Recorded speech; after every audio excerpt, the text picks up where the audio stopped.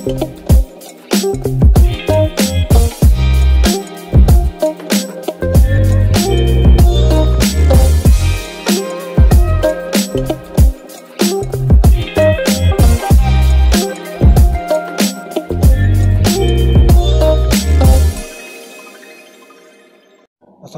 warahmatullahi wabarakatuh. Perkenalkan, nama saya M. Paden Zamil Diputa dari Fakultas Hukum Universitas Islam Bandung. Di sini saya akan memaparkan penulisan saya yang berjudul Pertanggungjawaban Administratif PT KHTEK sebagai pelaku pencemaran Sungai Cikijing ditinjau dari Undang-Undang Nomor 32 Tahun 2009 tentang Perlindungan dan Pengelolaan Lingkungan Hidup.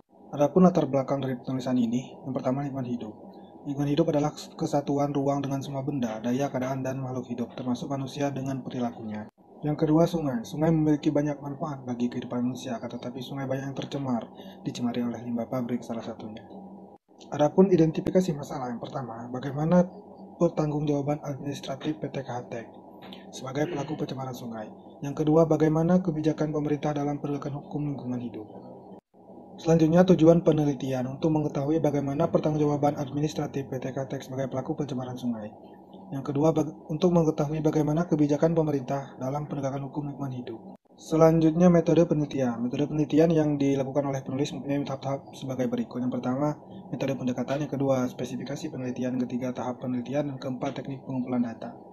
Baik, selanjutnya hasil penelitian.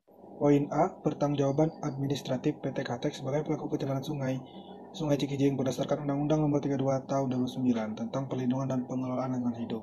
Yang pertama, pencemaran Sungai Cikijing dilakukan oleh PT KHTEK melanggar beberapa pasal Undang-Undang Nomor 32. Pertanggungjawabannya berupa sanksi administratif. Sanksi administratif umumnya diberikan secara bertingkat, mulai dari teguran lisan, teguran tertulis, dan seterusnya sampai dengan denda dan pencabutan izin.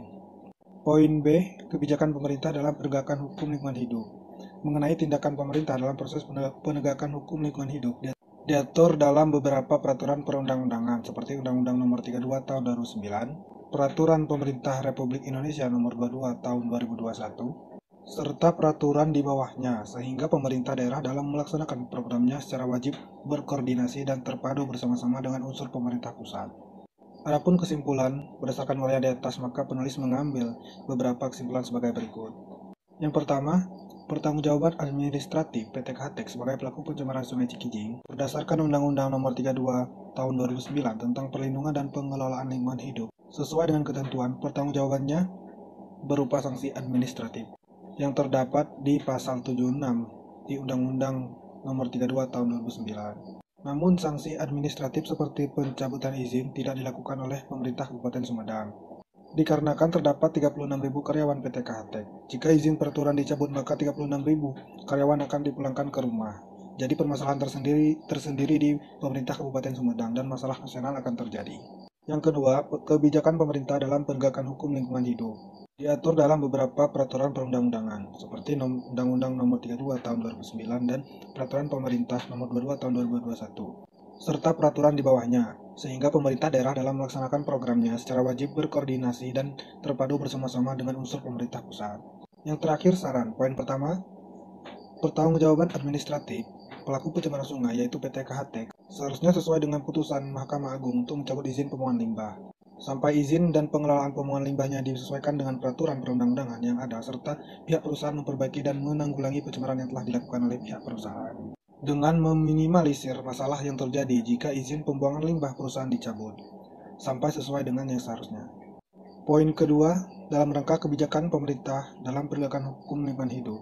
Kebijakan yang dapat dilaksanakan pemerintah dalam permasalahan ini adalah dengan berkoordinasi dalam mewujudkan IPAL terpadu, mengalokasikan karyawan PT KHTEK ke kegiatan industri lain selama proses pembuatan IPAL terpadu dilaksanakan. Itulah tadi uraian yang dapat saya sampaikan. Lebih dan kurang saya mohon maaf. Kepada Allah saya mohon ampun. Assalamualaikum warahmatullahi wabarakatuh.